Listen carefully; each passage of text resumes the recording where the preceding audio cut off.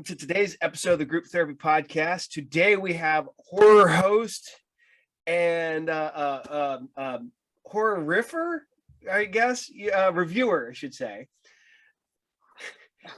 Dr. Dread himself. Dr. Dread, tell us about yourself, sir. Hey, I'm Dr. Dread. I watch bad movies, so you don't have to.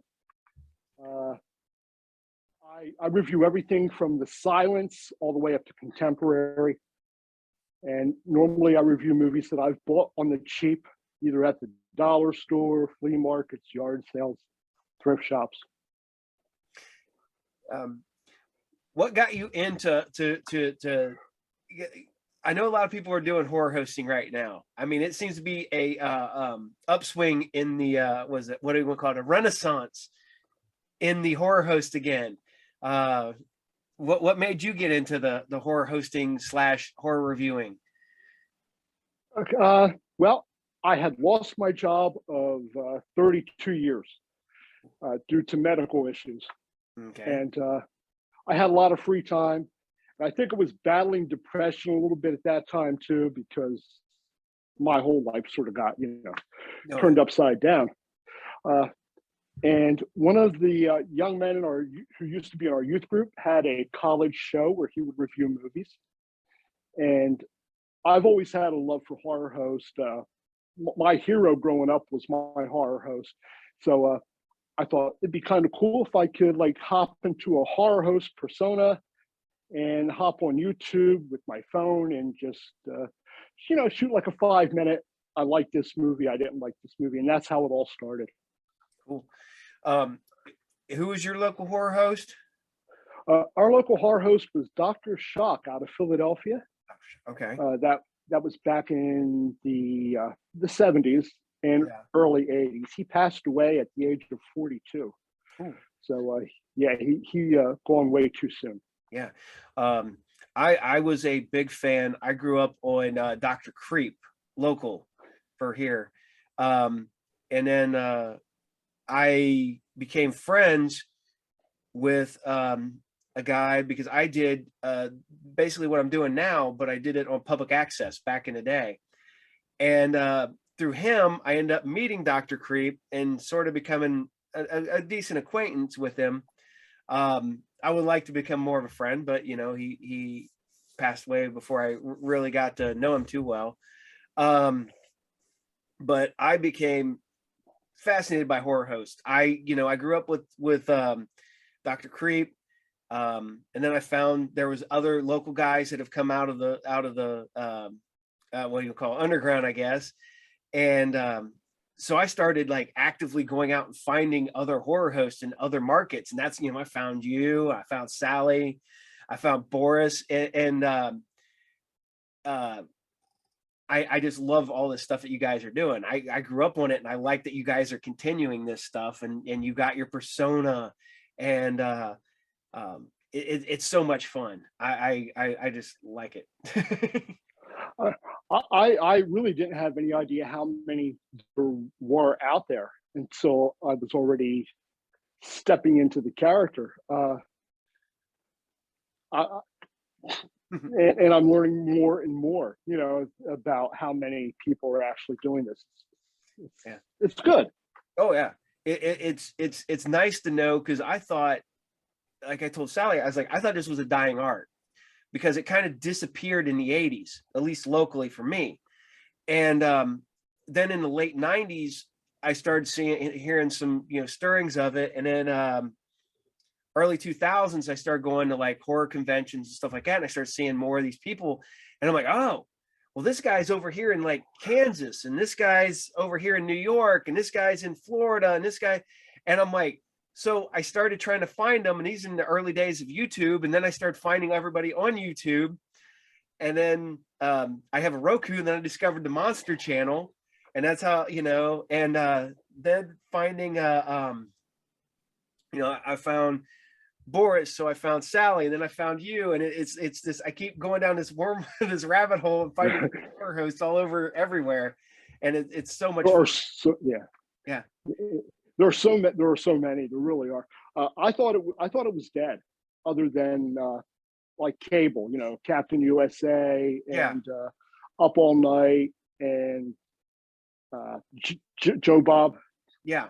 and Elvira. But I wasn't even really aware of Svengoolie until we got Me TV here in this area.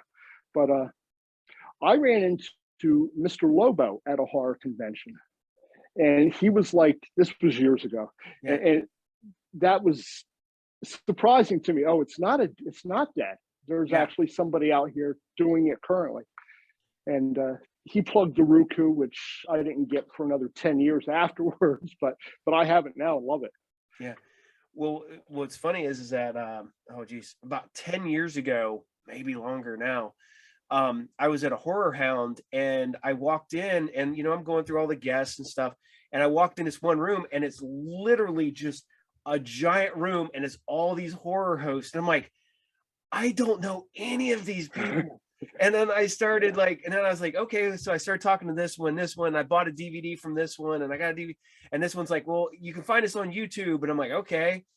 And so I got all these business cards and I went home and over X amount of time, I started oh, holy crap. Okay.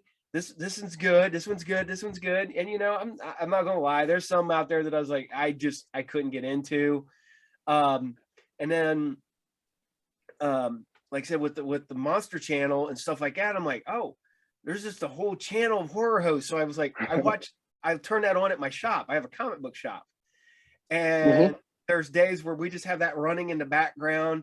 And then unfortunately, Monster Channel has not been running well for me lately.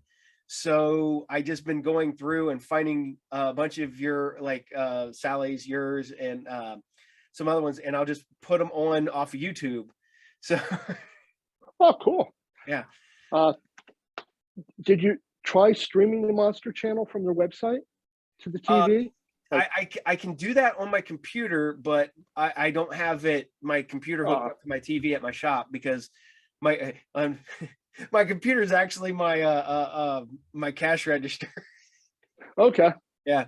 So no, I got my behind where I stand at my shop. I have an old flat screen TV, and I put movies on it, and I put horror hosts and stuff on that. And what's fun is that I've turned a lot of people that like you and me that thought it was gone, and I've turned them back onto it. And a lot of these guys that I've turned onto it were kids. I mean, I got guys in their early 20s who have never ever heard of what a horror host is, and they're like, what is it? And I'm like, these guys come out, they talk about movies, they'll do little skits and clips and stuff like that, and they're like, well, this is fun, I like this. But it's ongoing, so I'm always working on bringing more people into the fold, I guess. It's not easy to bring in. I haven't found it real easy to do that. To get subscribers on YouTube, or to just to get the word out. I found it really hard when I first started coming back to do this show. It was trickle. I'd get a new person here, I'd get a new person there, and then I'd go weeks, never get another person. I even tried doing the advertising, the people oh, we'll help build your Sure. naturally. And I'm like, you know what? It's $5. I'll risk it. And I got a bunch of subscribers. I got one episode that did really well. And then the next episode, I got a few of those people back. But by the third episode after that my views were almost back to where they were. So I started, a friend of mine, acquaintance, Matt Brassfield. He's a producer for several horror hosts here in the Dayton area. I'm about 30 minutes north of Dayton here in Ohio. And he's producer for Baron Bond Pork Chop. He's does work for Bring Back the Old Shock Theater with Dr. Creep. He's doing work with A Ghastly Ghoul and stuff like that. And he told me, because I was like, man, I thought about being a horror host and trying to do it because everybody's doing it on YouTube. And he's like, do it, just do it, make a character and run with it. And I started looking into it. I started finding all these other horror hosts out there, and I'm like, man, I can't do it as good as some of these guys can. And he's like, well, find your niche. And so I love Saturday morning cartoons. So I started doing a Saturday morning cartoon show. And then I just sort of started using my Facebook. I made a Facebook page for it, and it just kept growing and growing and growing and growing. And then it started just getting bigger and bigger. And now I hit, I'm just shy of 1,200 subscribers. Oh, cool. And every episode of Saturday Morning Serials does really well for me. I started a second show called Sci Fridays, and ironically enough, the show that started it all, this one is my weakest one of all. And it all really started out is that I was doing the other two shows as a commercial for my shop, because I was like, oh, if these people are going to watch this, I might as well hawk my shop at the same time. Exactly. Your shop looks awesome, by the way. I was watching your cartoon show this morning some, and I loved all the that's the not even my shop. The... That's my house. Oh, really? That's my house. Oh, okay. This is 100% my house. This is my I call it my lair. We have a two-story house with a finished basement, and I've taken over the finished basement. All the toys and everything is this is literally, if I take my camera and I flip it this way, is where I film Saturday Morning Serials and Sci Fridays, and then I move the camera back here, and this is when I do the interviews. If I do in-house interviews, then we set it back up over here, and then I interview with the backdrop of all the toys and the comic books and everything else. So well, I love your collection, man. Oh yeah, it's just awesome. Yeah it's ongoing. Unfortunately.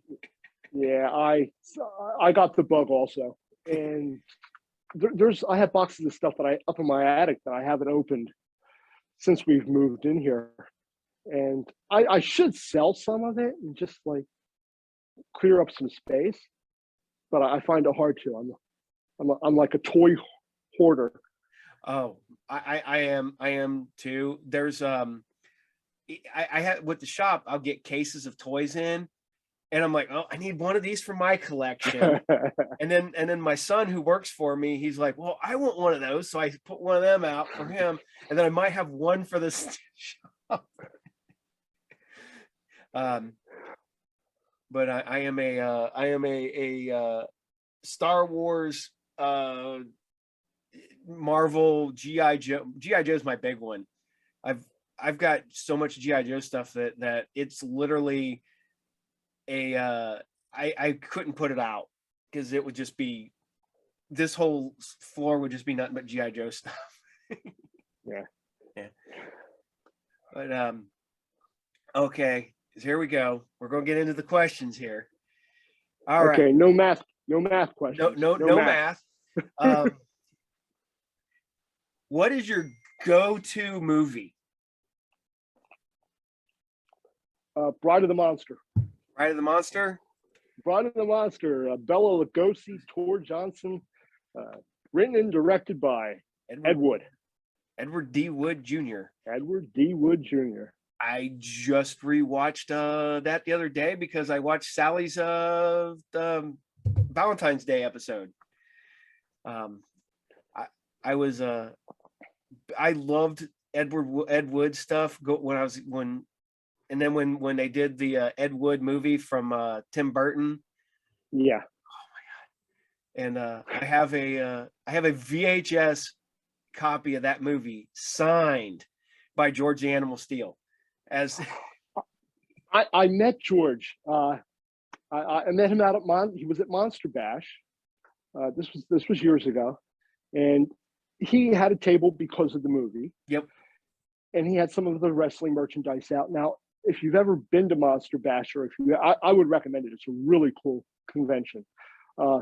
It's held outside of Pittsburgh, and well, George was there at his table, and it was the people who go to Monster Bash are like more old school.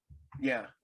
They like the Universal classics, pre 1960 stuff. So his table, there was nobody there. And I felt bad for him, but I was like, that's George the Animal Steel. So I went up and I got his autograph, and we had like almost a half an hour conversation. Really cool guy. Oh yeah. But he looked around, and I was dressed in my, convention attire, black t-shirt, jeans, and there was probably a monster on the t-shirt. And my wife was wearing like a floral print sundress with a white sweater over top of it. And he looked at her and he looked around and he goes, "He made you come here, didn't he?" He said, "You're the only one not wearing a black t-shirt here." Well, I've been doing conventions, whether it be comic book or horror or whatever conventions, since I was like 16. And I remember taking my now wife when we'd only been dating a very short period of time. We used to go to Motor City Comic Con up in Novi, Michigan. That's back when it was mostly comic books. It was just starting to get into horror at that point. And this is back when there was no women at conventions for the most part. And she walks in, she goes, "What did you get me into?" Yeah. There might have been 10 women and probably 5 of them were working booths. So yeah. Monster Bash is mostly like couples, a lot of couples. But I had never been to a convention before. And well, no, strike that. I went to Blobfest, which was sort of like a street fair in Phoenixville that celebrates the Blob, 1958, the Blob. And they had like live music out there and vendors, and they showed the Blob in the theater where the Blob was filmed. Yeah. And they have a fire extinguisher parade, which is bizarre. But that was my first convention of sorts. And I was like, these are my people. It's like, I'm not alone. And then when I went to Monster Bash and started talking to the vendors and the staff and other people attending, it was like family. It was, oh, there are so many nerds here. This is awesome. And that's my, that's like my home away from home. Oh yeah, it's I've like I said, I've been doing this for a long time, and it became a second life for me. I had my normal everyday 9 to 5 regular job, and then I would go and be at a convention every weekend, whether it would be here or there or whatever. But I got a whole new group of friends that I still to this day still see, but it's only at conventions. Yeah. That's the thing with Monster Bash. You go back and you run into David the Rock Nelson. You go, "David!" He goes, "Hey, Doc." Yeah. You only see him once a year, but Facebook is cool because we get to interact that way. And I think that realistically, Facebook is for me, I think is what really has brought back Horror Host. Because to be honest, like I said before, I thought it was kind of dead. And then all of a sudden, like I said, went to a convention, found them, and then I started finding everybody on YouTube, or not YouTube, but on Facebook, and I'd find this person, then that person would have 10 other people, and then I would send invites, and then somebody would send me invites, and then I would start befriending like all these people, and it's so fun, and that's like I discovered that there are horror hosts here in Ohio that I didn't know at all up until relatively recently. And I'm like, Ohio is like the mecca for horror hosts. There are so many hosts out of Ohio. Oh yeah. Must be something in the water. I don't know. It's because here in Ohio, you have to become somebody else. normal life in Ohio sucks, so you have to become. I've been through Ohio. It's not bad. It's flatter than what I'm used to, Yeah. and I didn't see a whole lot on the interstate, other cars, tractor trailers. Yeah. Would you go 70? Yes, yeah. We did a church mission trip in Ohio for a Okay. week, and that was cool. And we traveled through Ohio to visit my daughter when she was in college out in Minnesota. Hmm. It's I used to go to Pittsburgh Comic Con a lot. Over in Monroe, I guess Pittsburgh Comic Con, but it's always in Monroeville. And Hmm. Did you go to the mall? yes, You had to. yes, I had to Yes. make my well. Yeah. We took one of my best friends, and we're like, the first time he went with us, and we're like, that's the mall from Don, and he's like, no, it isn't. Oh yeah. And he goes, well, it doesn't remotely look like it from the outside anymore. And the one opening sort of does yet. yeah, Depending on where you go, they don't have the fountains anymore. so well, he went and because we walked from the convention center over, and he goes, well, this isn't this. I was like, no, none of this was here when they filmed. I was like, okay, when you do the camera shot from above the mall, I was like, here's where the convention center is. And he walked in there, and while we were at the convention, because we'd already been over there, and so we're still in the convention shopping, and he finds us, he goes, that's the mall. And I'm like, that's what you. Did you visit the cemetery? No, we're hoping to go back maybe this summer to go see the cemetery. Yeah, we've been there several times, but the last it's still an open cemetery. It's active. The last time we were there, we were going to get out and take pictures, but there was a funeral going on, so we just drove slowly by and didn't stare at anything. A friend of mine lives not far from there, and he took pictures, and he did the side by sides. So he's like, I found it, and hold on one second, jeez.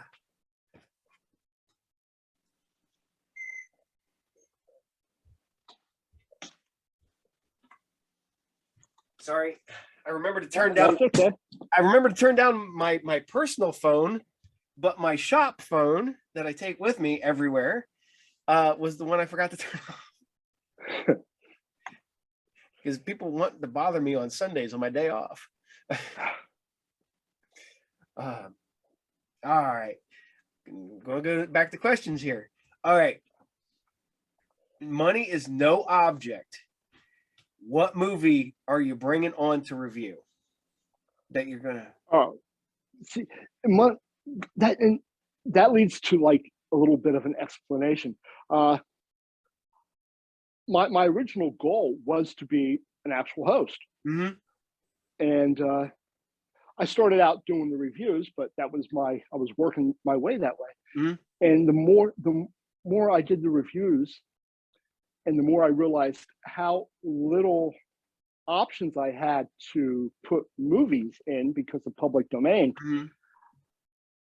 I decided to stick with this. So if money is no, I review whatever movie I want to, and it doesn't cost me anything. So I don't have to worry about copyrights. Yeah. If I were hosting a movie, there we go. If I were to host a movie, once again, I don't think money is that big of an object. It would obviously be either Plan 9 from Outer Space or Bride of the Monster, because those movies just, they're part of me. Oh yeah. It's one of them. There's certain movies that just kind of, no matter how, quote unquote bad they are, just have a soft spot. In us. Mine is that I love Manos Hands of Fate. Another excellent movie that people just don't appreciate. I was go ahead. Oh, I got to interview Debbie from there, and then I read her book, and I'm like just getting in. I'm like, man, I remember, of course, found it through Mystery Science Theater, and then I actually just watched the regular movie, and I'm like, man, this is bad, but you can't not watch it. And it's so Yeah. I was just introduced to The Creeping Terror, Oh, and it's a horrible movie. I oh yeah. mean, that they had no they have either lost the dialogue tape, or it was never intended to have one, because most of it's voiceover, Voiceover, yes. and the creature's ridiculous. It's like a Uh, dragging a rug across the ground. but I, I I I could not believe that I had not been introduced to it prior to this year. This year was the first year. It was like, this is wonderful. Oh, it's nice because through Horror Host, I thought I had seen all of the cheesy old, public domain movies and stuff like that. And then every time I think I found them, there's another one that sneaks in there, and I'm like, wow, okay, this one's, oh, I love this one. Yeah. What was it Night of the Blood Beast, which I think it's the one with like Is that the turkey? The turkey um monster? yeah, you see that, or the one that's almost looks like a big parrot. Um, Yeah, yeah. yeah. I was like, why? And I only discovered that like maybe 5 years ago, and I'm like, why did I never see this movie before? And it sort of snowballed. Yeah. um, So the cartoons that you show on your show, they're in the public domain then? no, Okay. they are. I can't. I don't. I can't be monetized because of them. Okay. Yeah. Some I've of gotten them are flagged just, for. yeah.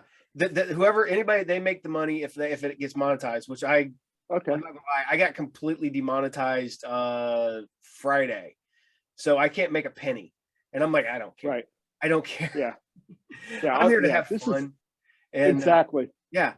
And my wife, I was just talking to my wife because like I said, I just did an interview, went upstairs, talked to my wife for a few minutes because she was supposed to be on a girls trip this weekend. So I was like, oh, I'll schedule interviews so I won't have to bother her while I'm doing this.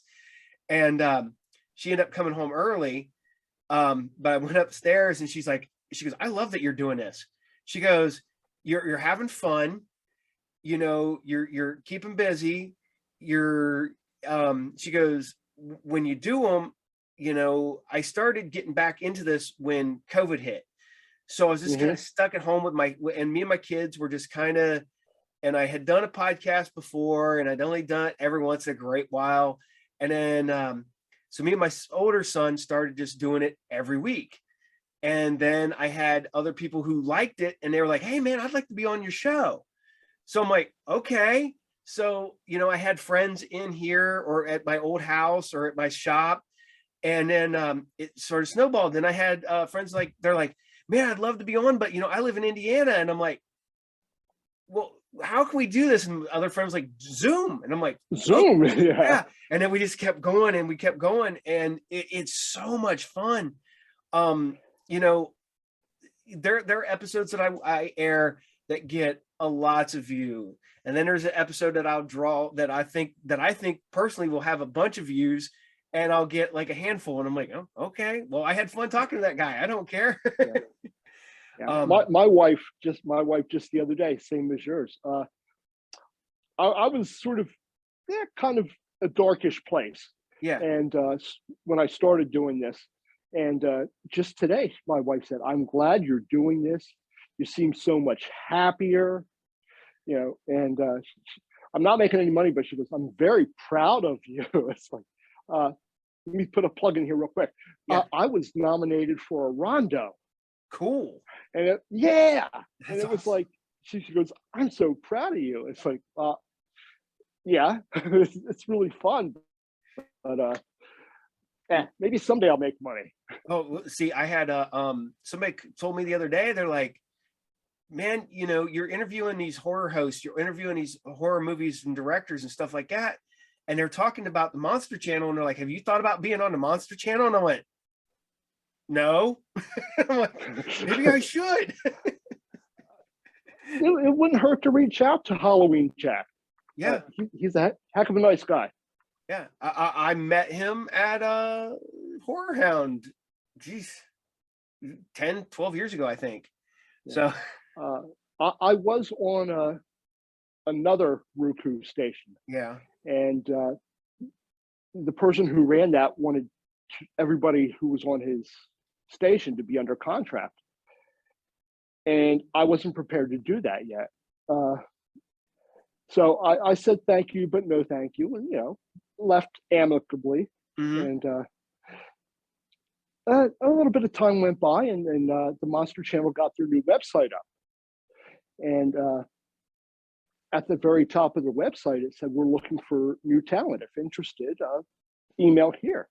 Yeah. I thought, ah, what could have hurt?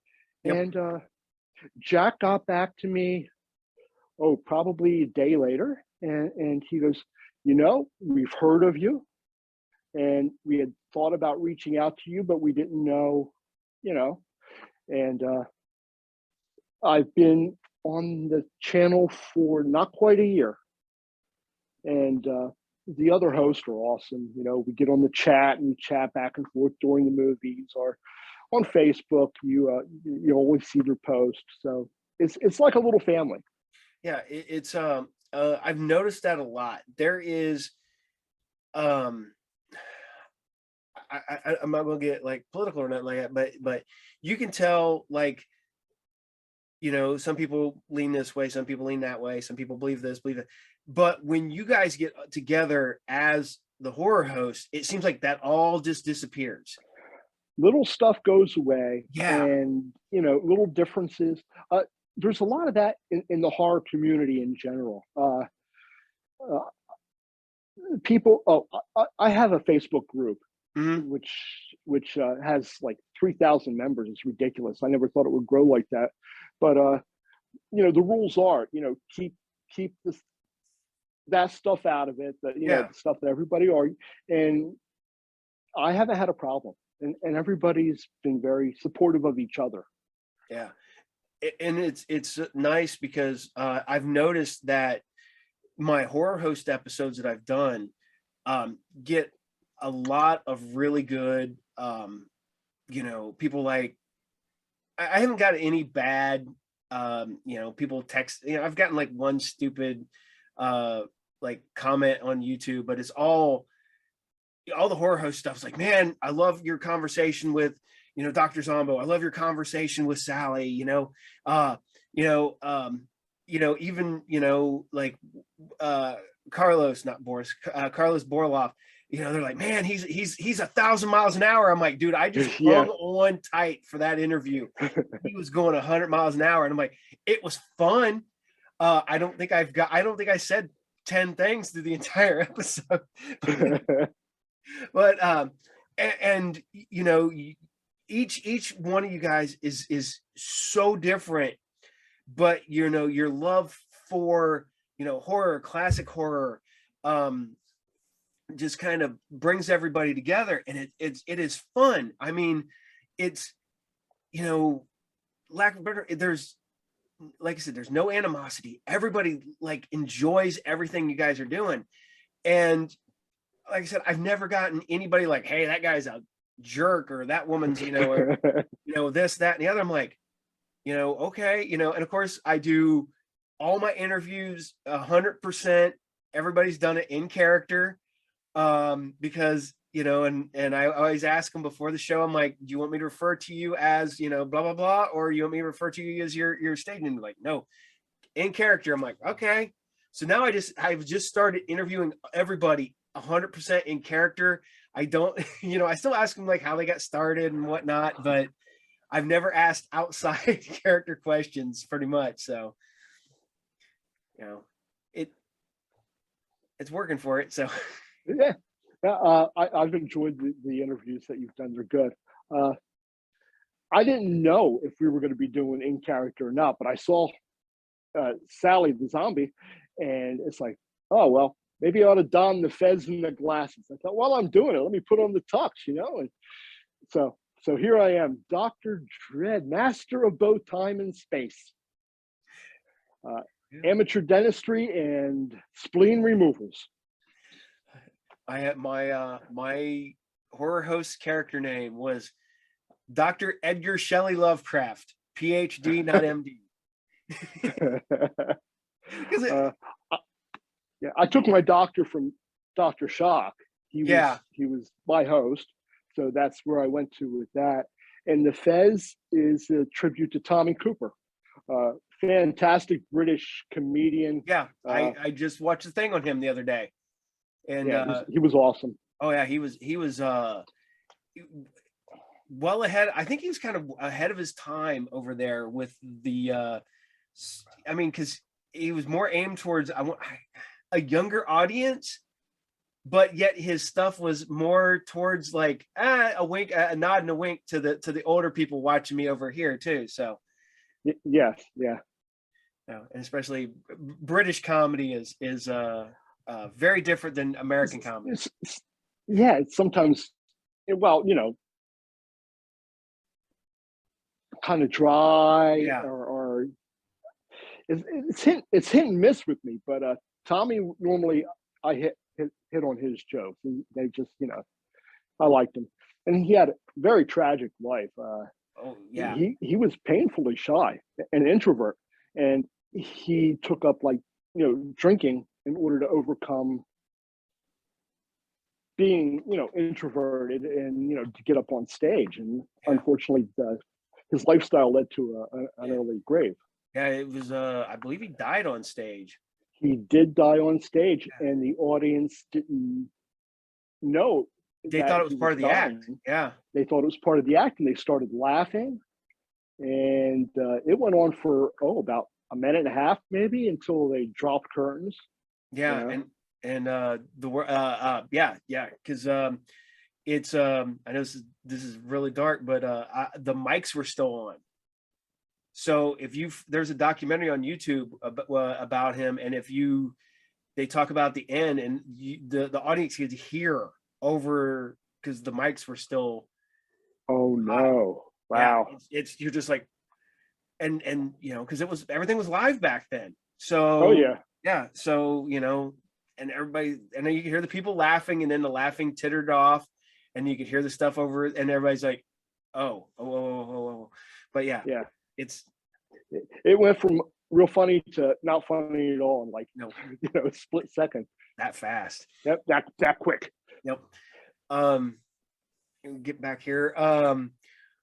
When you decided to become Dr. Dread, now did you go through any proto characters that you worked on, or was Dr. Dread just no, it was I've been a home haunter, and for those who don't know, every Halloween I'm one of those crazy people who sets up their backyard and makes a little haunted trail, little haunted house. Yeah. And so I've been a home haunter for over 30 years, and we actually put little buildings in our backyard and stuff.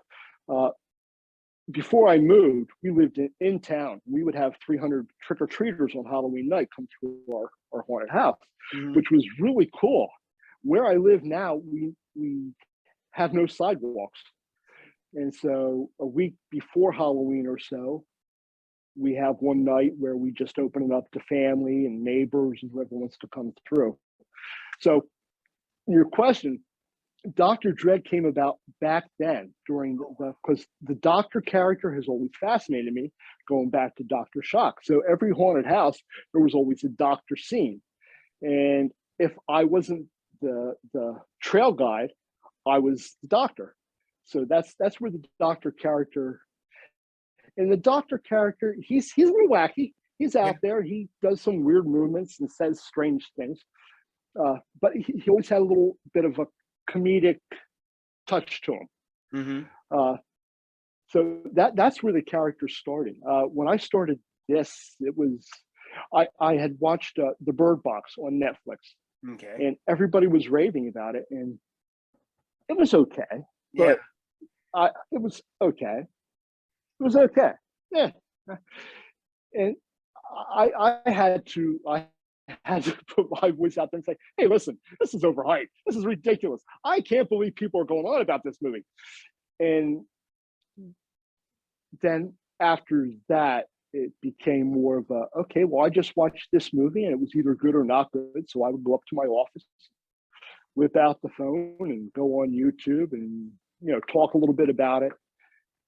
So that was sort of how this evolved into what I'm doing now.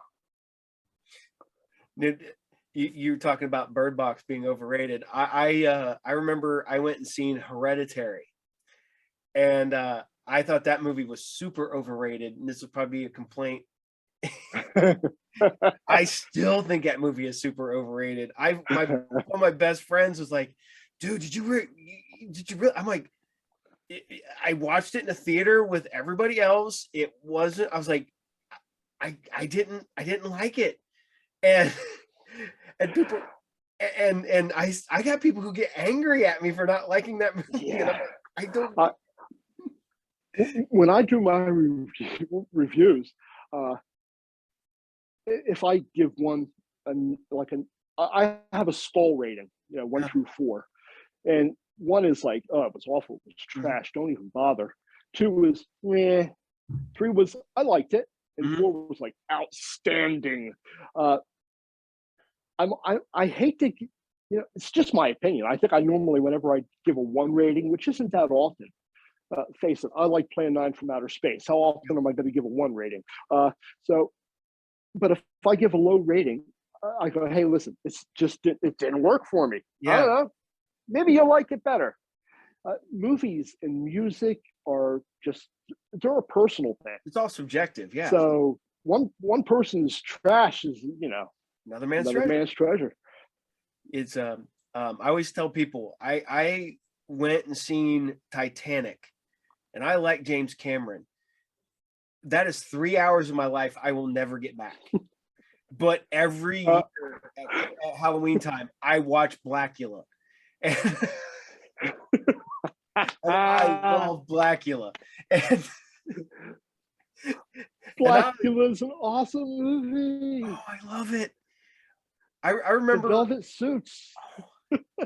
I legitimately still watch it. I have it on DVD, but I still watch my VHS copy of Blackula because it has the quality is horrible and it just makes it that much better. Yeah. One of my friends used to run the Horrorama, and one year he got Blackula, the 35 millimeter print, and I was like, oh, this is the best thing ever. That's awesome. I was at a film, I guess you would call it a festival. It wasn't the Super Bowl, it was last Super Bowl of Horror. Mm-hmm. It was held out at the Colonial Theater where the Blob was shown. Yeah. But they were doing John Carpenter's Doomsday trilogy. Yeah. The Thing, Prince of Darkness. Prince of Darkness. In the Mouth of Madness. Thank you. In the Mouth of Madness. And they were the 35 millimeter prints. Mm-hmm. It wasn't digitally enhanced. And there was a part where they changed reels on The Thing. Mm-hmm. And the reel that they put on, I mean, somebody must have dropped that film in a mud puddle. It was horrible, but it was so cool. Well, I got to see a 35 millimeter print of Dario or the Demon, the Italian film Demon, and I love that film. It's one of my favorite horror. I always joke around that I'm always trying to find the Demon movies, which at a certain point after 1 and 2, everything else is just a movie that they tack the Demon title on. But like right the last 5 minutes of the movie, the film snapped. Oh, no. So it's literally like the very, very, very end of the movie. Film snaps, takes 15 minutes for them to splice it all back together. But I'm like, I miss this. That's the dumbest thing. Is something I love. Yeah. Because I haven't seen that happen since I was a kid. Yeah. I think I've only ever been in one theater where that happened. And they actually came over the intercom and they said, we're fixing it. I had it happen when I was a kid in, of all movies, Cher and The Mask, about the kid with the Sure.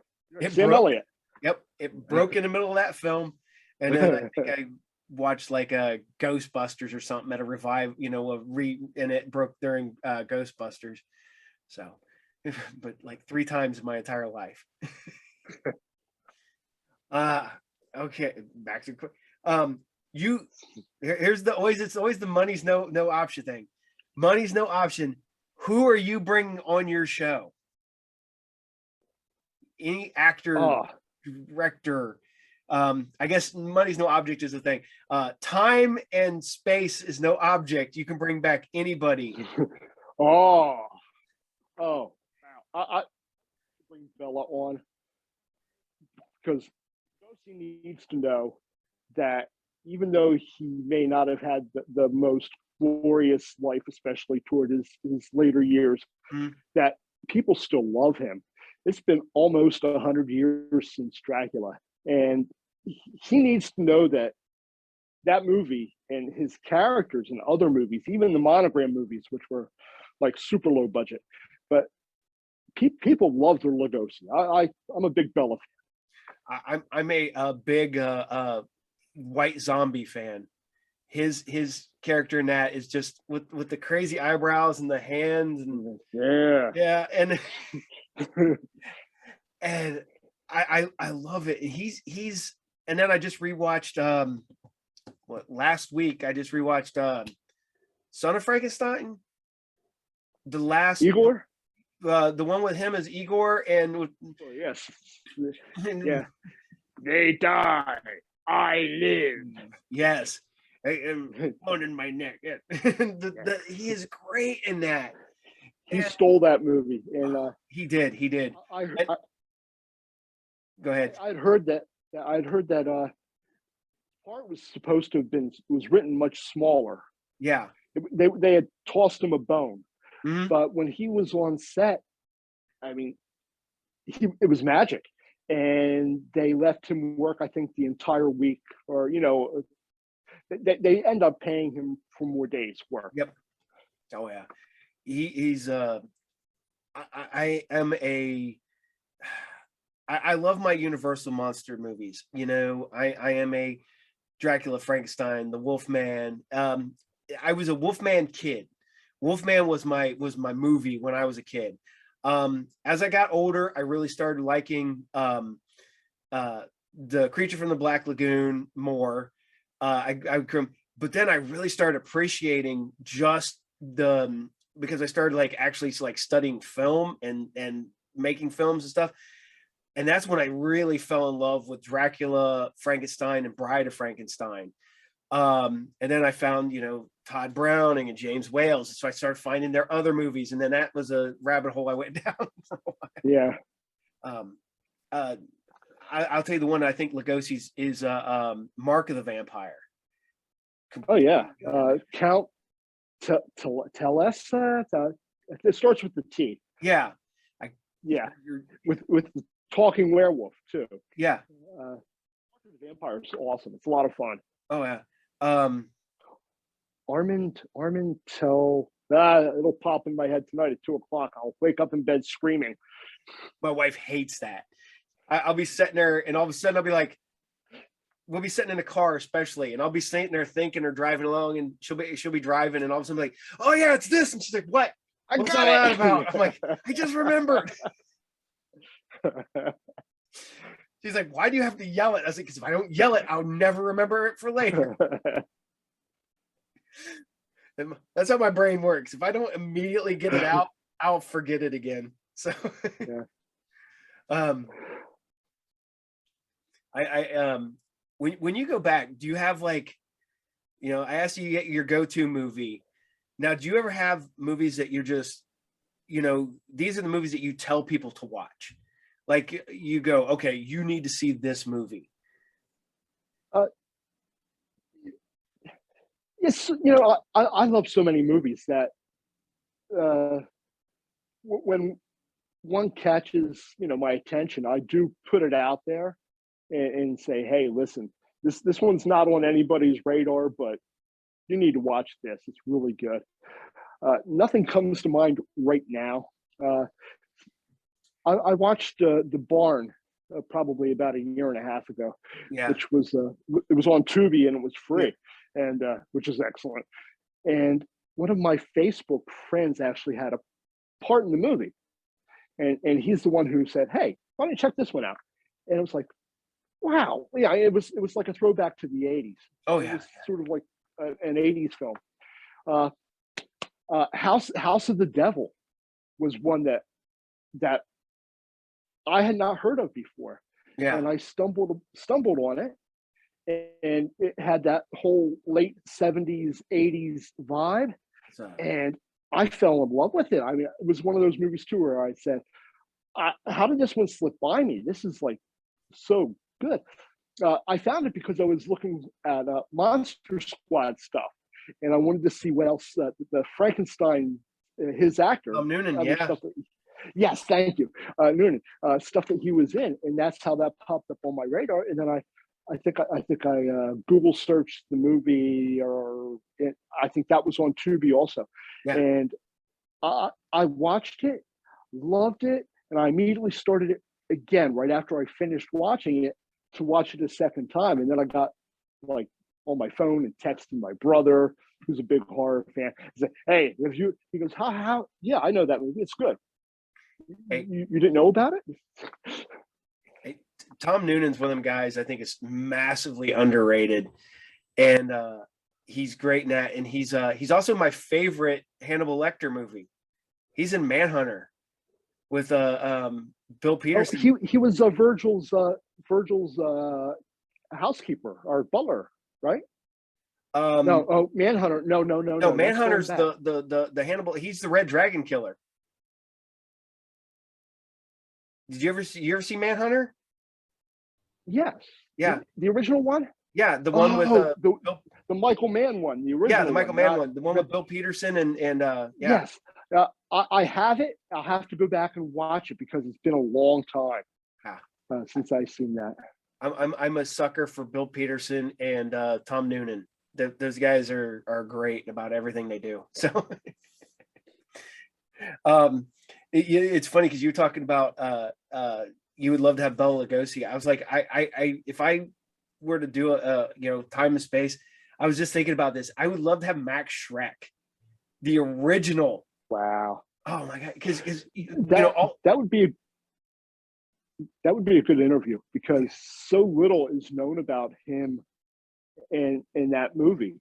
That the fact that I am a avid film guy. It doesn't matter if it's silent, foreign, black and white, color. It doesn't matter if it's a good, well put together movie, even if it's a bad put together movie. But, if it catches me, I will fall in love with it. And Nosferatu was one of the ones that caught me at the right exact time. I didn't discover it till I was in high school, so this is like 89, 90 maybe, and I was like, this is insane that this movie was made almost 100 years ago. Now 100 years ago, yeah, but yeah, yeah. It just had its birthday. yep, Yeah, just a couple of days ago. yeah, Yeah, it's definitely creepy, and I probably I saw pictures of it because I was a monster kid. I had the books. I went to the library and signed out the Crestwood Monster yep, books.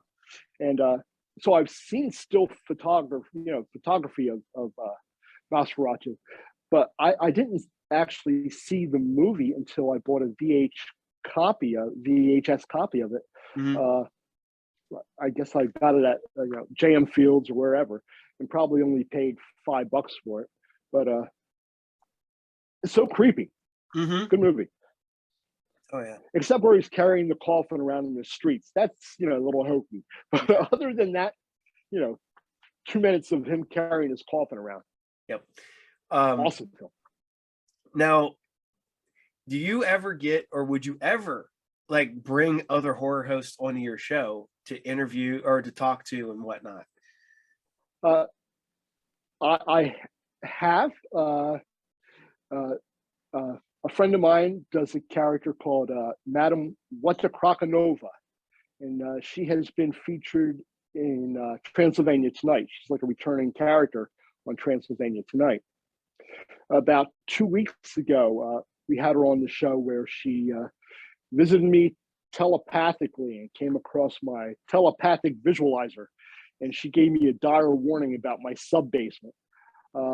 So I love, because I'm a fan and I'm having a blast. I've had Drac and Karita on my show. They asked a trivia question. Sally told a joke on my show. So I break my show up a little bit. Normally it starts out with my lab assistant and cameraman, Bucky. He tells between 1 and 3 jokes in the beginning. Mm-hmm. Then I start my review. I get off the track a little bit, and then it's time to run an I Digress, which is a little minute long. It could be a public domain clip. Mm-hmm. It could be old commercials. And normally runs just a minute. Yeah. And then I get done that. I come back. I finish my review. So the I Digress. Sometimes I do a trivia question by another host or somebody I've invited on the show, and which is such an honor for me to have them agree. And everybody I've asked, yeah, sure. What do you need? When do you need it by? Now, do you do your show? Do you have people help you, or are you like Sally, 100% by yourself? Well, besides the puppet, it's 100% me. That's yeah. Bucky comes down. He tells his jokes. He makes sure that my fez is on right. I go 3, 2, 1, roll camera. Then Bucky is in the background. He's either agreeing with me or disagreeing with me. So that portion I have Bucky, but editing, set, all the fun stuff that makes the show what it is that's me. Even the non-fun stuff is me. I have to. I give you guys respect, big time. I edit 3 shows together a week. Then, I'm sitting there because I do mine pretty quick. It's all me, like you, and anytime you guys, you're putting a lot more effort into it than I am. I'm the only. I'm not saying this like pat myself on the back. Believe me, but I enjoy the editing process, and other people I've talked to absolutely hate it. They think it's a nightmare, but I love adding the little stuff in, and the creativity of trying to get my show down to the 18 minutes time allotted on the Monster Channel for it. So that's always interesting. It's like, okay, well, Bucky's joke, that goes first. He took too long telling it. There he goes, out the window. And then trying to cut a sentence in half, little 20 seconds here, 20 seconds there. It's I started doing this so long ago. I had to do this in a studio with VHS tapes. So I did this, the group therapy TV show started as a public access. I would have to go record, take it in studio, VHS tape, and then I had to transfer everything to VHS tape. You're sitting there with the knobs and speeding it up. You got the wipes and everything. And so now I do all this on my computer that I'm doing this right now. And I like being able to do this. Technology is like totally blows me away. When I started, I didn't edit. I was just like, this is what it is. And that was back when, it was like 5 minutes for YouTube or 10 minutes for YouTube. This was before Bucky. Yeah. But as time progressed, and the first Roku channel that I was on, they were doing my editing for me. Mm-hmm. And I thought, well, I'd like to try that. So I went out and got it, bought some editing software, and I'm still learning. Oh yeah. But I'm having a blast doing it. Every episode I edit, I'm like, oh, I can do this now. Sweet. yeah. You learn stuff. I have begun. I'm a music guy too, so I got my over here is my record player. So I put on some vinyl, and I've been putting on like musical scores from movies, and I do that while I'm editing. And your brain just sort of like just goes with it, and I can edit together, and it feels like, oh, I'm done. Wow. And Yeah, I felt like that was like 20 minutes, and I knocked out like an hour and a half's worth of work in like no time flat. So yeah, yeah. Because I have an idea of where I want to go and what I want to add and stuff. mhm, I don't think it doesn't take that long for me mhm. because I already have it sort of, my decisions have already been, well, I'm going to put the picture up here or a movie poster up over there. This is the music I'm going to use. This is the sound bit. Mhm. So it's kind of relaxing. I take a couple hours, and I disappear into that little, the screen. I don't, time becomes non-existent. Oh yeah. Well, it's I do find it relaxing. I do edit like either really late at night. So for me, it's just like everybody in the house is asleep. The animals are kind of settled down for the night. So I'm just over here, got just the music flowing, and it's like, oh, cool, And now, when I used to do the show, how long, how much footage do you film for like 18 minutes? Normally, I'm very time conscious, Mhm. so uh, normally I'm maybe 10 minutes over, Okay. you know, and then I have to go in and chop up. I try to keep it as close to 20 while filming as possible. That way, I know I'm done. Yeah. That's one of my problems is that since I do this on YouTube, I don't pay attention to time. So if I actually ever get this put onto another channel, I'm like, oh, I gotta cut these down. Yeah. This is a 5-part one. We're gonna do. Um, now I've it's kind of fun being able to talk to like you and Sally and stuff like that. And I always kind of set myself like a time, and it never seems to go that way because you're sitting there talking.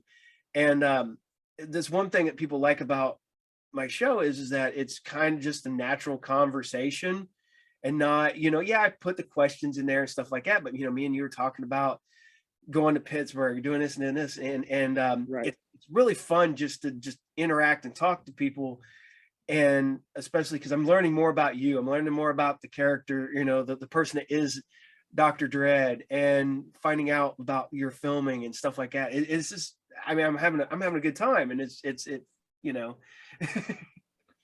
um, Yeah, I noticed that with Sally's interview too. That I learned so much about her.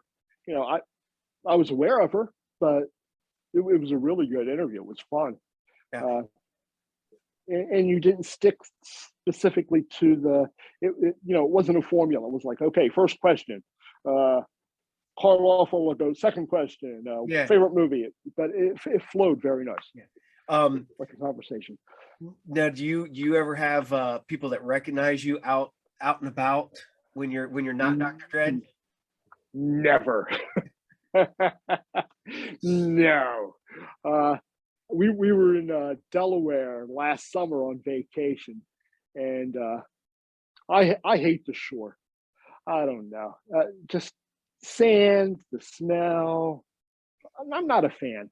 But Yeah. we were on the boardwalk, and I put out on Facebook, "Hey, I'm right in front of this store in Delaware. First person who comes up to me and says, 'Hey, Doctor Ed, I'll send you a big prize. I'll send you like DVDs, and I'll do a sketch for you or something.'" Nobody. But yeah, I think the people who are fans of what we're doing, it's a small niche, Yeah. really. And I don't live in a city. I'm outside of Philadelphia, about 40 minutes, 35 miles away. So Do you ever have do you have any kids? Yeah, I have two grown daughters. I have, let me count, one, two, three, four, five grandchildren. I didn't want to forget one because, then they want to know which one I forgot. So I have five grandkids, and we have three cats and a dog. No, do your kids or your grandkids are like, what's he doing now? Is he? Oh, he's. Oh, yeah, yeah. The oldest grandchild is 14 years old. And I've asked her if she wanted to come on the show and play like a zombie girl, from Night of the Living Dead. Mhm. And she said, I don't know. The other ones sort of are young and don't want to have anything to do with it at all. My daughter, youngest daughter, uh, she's supportive of the show, but she's like, I really can't stand the voice of Bucky, so I'm letting you know I don't watch that show at all. And see, I've got it. I have my son that I could have just massive intellectual conversations with is my 22-year-old son, and he wants nothing to do with this at all. He doesn't want to be on. He doesn't want to be on film. He doesn't like to be recorded. Nothing. My now 25-year-old son, me and him, he pops up here and there, and he loves being on it. My 30-year-old son, he's like, I don't know why you do that, Dad. That's Yeah, yeah. My youngest daughter is a doctor of chemistry, Mhm. very logical. I don't think she quite gets it, but Dad looks like he's having fun, so just let the old man go. That's right. The older daughter is she's a special needs teacher. Oh, cool. So she's a teacher at the high school, and she's a little bit more fun. I shouldn't say that.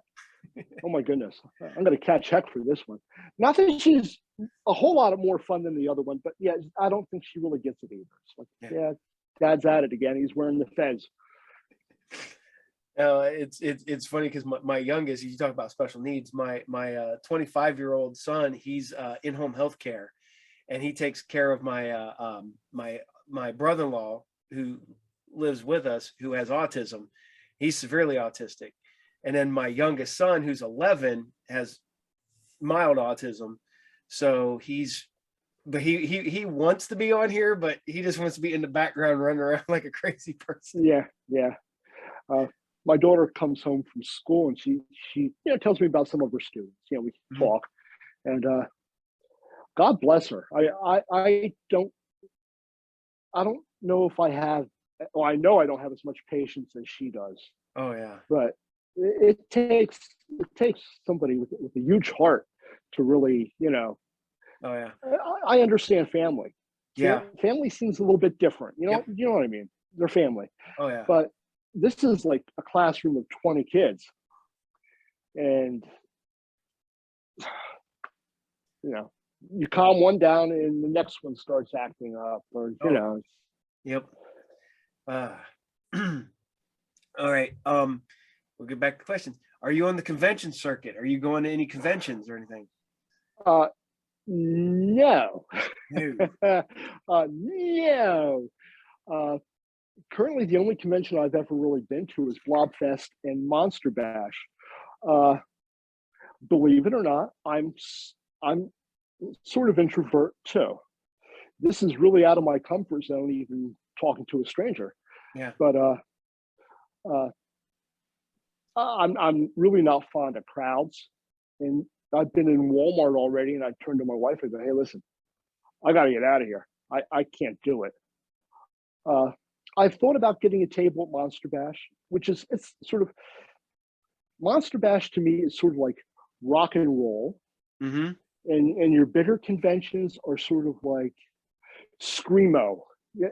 There's just everything at Monster Bash is laid back. It's Mm-hmm. slower. It's a much smaller crowd, much Mm-hmm. older crowd. And other conventions with some of the '80s icons I would love to meet, but they're not at Monster Bash. But those conventions conventions seem like they're more crowded, noisier, and Yeah, that's just really not. I don't like that. I understand that. I completely understand. Okay. There's days where um I am a solitary creature for the most part, as you can see, because this is where I lurk. Um, Yeah. but there's I will go to conventions and it'll be like I'll be fine, I'll be fine, I'll be fine, and then you're suddenly like, "Ah, I'm ready to go home now. I'm Yeah. done." Yeah. Uh, yeah. I worked for 32 years as an armed security guard, and most of my work was solitary. There was just not a whole lot of people around, doing rounds or sitting in watchtowers. So I'm a quiet guy. I like my quiet time. Yeah. Now, would you ever like to like expand your show? Are you ever looking to expand it, like to maybe become a full blown horror host, like to actually just start hosting shows? Uh, yeah, sure. I'm open to it. What I'm doing now in that 20 minutes is sort of like an opening, a middle, and a closing that you could cut up those pieces and host a show, and rather than,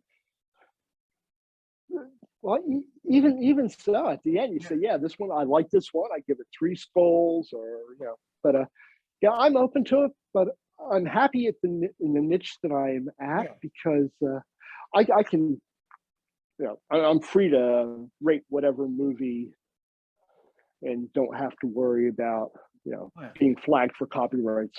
Oh yeah. See, it's that's kind of nice is that I've been doing my show and I've been tagged twice and they're just like, nope, take those down. That didn't even air. So they were like, okay. I was like, all right, edit. There you go, and then put the episode up. Yeah, I was using archive.org Mhm, for research of mhm. what was public domain and what's not, and I came across a cartoon with dancing skeletons. I go, hey, that's pretty cool. I'm going to put that clip in for my I digress for my minute. Yeah. Break up the show, and I put it in, and it was immediately flagged as not being able to monetize. Yep. Uh, here it was Disney, so Yep. I thought, well, I'll change that because who knows? Maybe someday I'll burn like 500 DVDs of my show and go to Monster Bash and sell them for $2 a piece, and then I can get in trouble.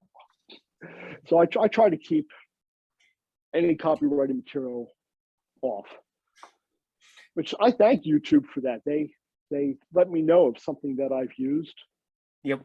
shouldn't be used. Well, Uh, it's kind of nice, and it's because I like I said I do mine and I'm my goal is to get those cartoons out there, and my other goal is to make those cartoons um never go away, because there's so much stuff that's been lost to time, and it's yeah, something I'm finding out a lot more stuff has been lost than I ever imagined. Um, and so I'm like, okay, well, I know I have 7 episodes of 13, and only those 7 episodes are known to exist. So I'm like, okay, well, I have them now. So right. You were showing the Inhumanoids on your show, yeah, and I had your show on, and I go, oh, Inhumanoids. I haven't thought about them in since I 87. don't know whenever they went off the air, and then I remembered I have a new inbox tree guy and Inhumanoid somewhere. Sweet. Yeah, I love the old stuff, the toys. Yeah. I'm always on the lookout for the 3 bad guys. I went Moltar, Tendril, and Decay. I was like, because then they'll go in the back behind me when you see the Yeah. um so if you do you have any advice for people who are any horror people who want to become a horror host, who want to review movies? Do you have any bit of advice? Sure. If do it. Just if you feel a little push to do it, go ahead and try it. Uh, talk to people who are already doing it. Reach out to several. If they don't get back to you, reach out to others. Uh, when I first started, there were a couple of horror hosts that I reached out to, and they were very helpful. I think there was one that never got back to me, but yeah, people are busy. People, I no, I'm not definitely not saying that they were nothing wrong with that. They were busy, Yeah. but Drac from Transylvania Tonight got back to me. Bob's a really good guy. We have a lot in common. Drac's a really good guy. We have a lot in common. Bobby Gamonster, I reached out to him when I was first starting, and he was very encouraging. And Slash Cooper, the werewolf, I reached out to him also, and he got back to me and gave me some advice. We talked about cameras and talked about his set. So those three are they were very they were nice. They're very cordial, and we've continued Facebook back and forth. So. Cool. I like I said, I appreciate this. I have nothing but respect for you guys, especially when you're, like you said, you're doing this all by yourself. That's amazing. And I just appreciate you keeping the horror host alive. Is I do. Yeah. Some of us are alive. There are others that are sort of like the undead. That are sort of undead, dead.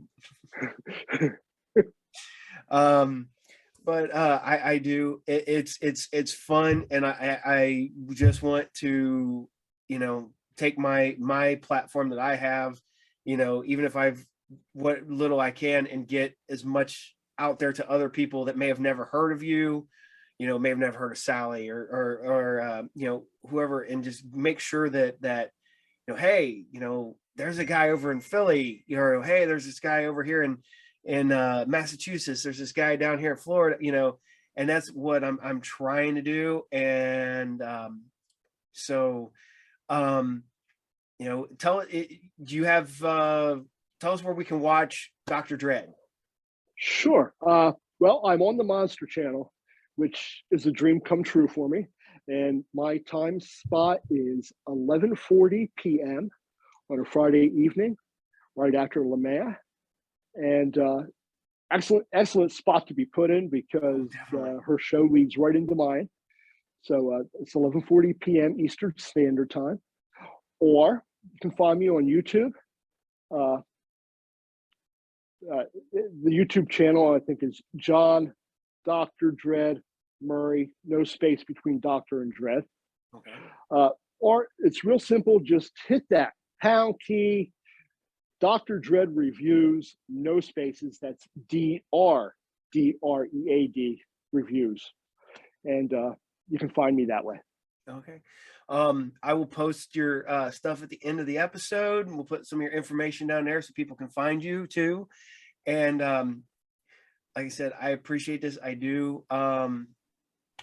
I love, like I said, love horror hosts. I want to keep this going.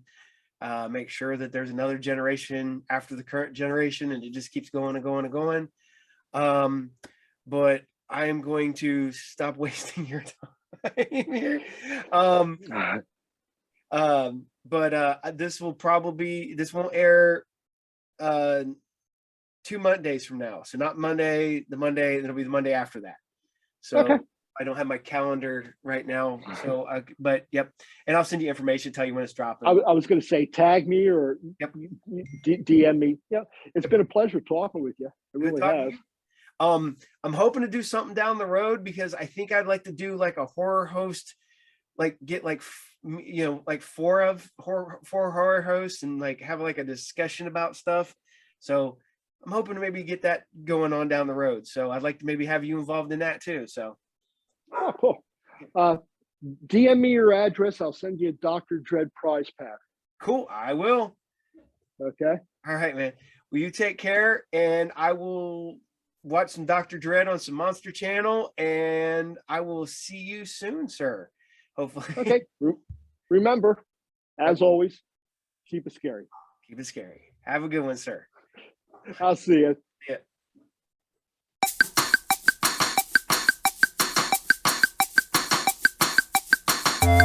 We'd like to thank Dr. Dread for coming in on today's episode of the Group Therapy. As always, Group Therapy is brought to you by RU Game, the best comic book collectible shop and located at 124 North Sunset Drive, Pick, Ohio, 45356.